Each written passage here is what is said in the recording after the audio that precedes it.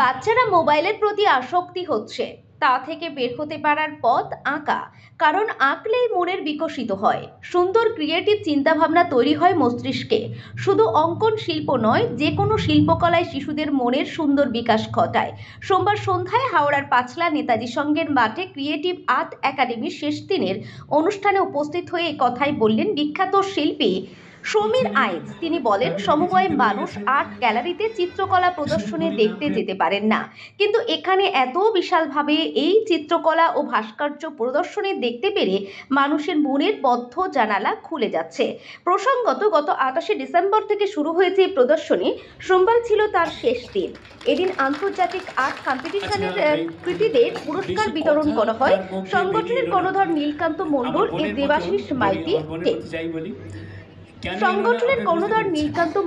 ও দেবাশিস মাইতি জানান, আগামী বছরও তারা এই ধরনের কর্মসূচি পালন করবেন।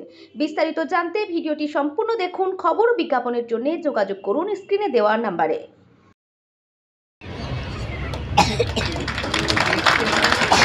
আচ্ছা, এই বেশি কথা তার মুখ দিয়ে বেরিয়ে এলো না। আমার বোনের মতো বলি, আমার বোনের মতো যাই বলি। কেন এলো না আপনারা বুঝতে পেরেছেন? কি ছিলেন তাকে দেখে চিনতে পেরে গেছেন। শুধু বলি নামটা, এবার আপনারা জানেন। এমন একজন শিল্পী যদি উপস্থিত না থাকেন, মনে হয় মানায় না।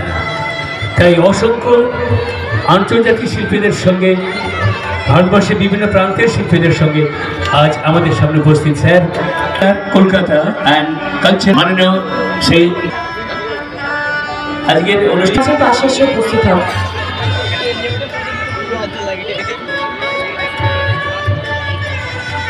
গৌতম দি, আপনাকে অনুরোধ করছি মঞ্চে আসবার। ঘুরে গেছেন জায়গা আছে। প্রত্যেকের মানুষের একটা হচ্ছে কর্মের জগৎ, আরেক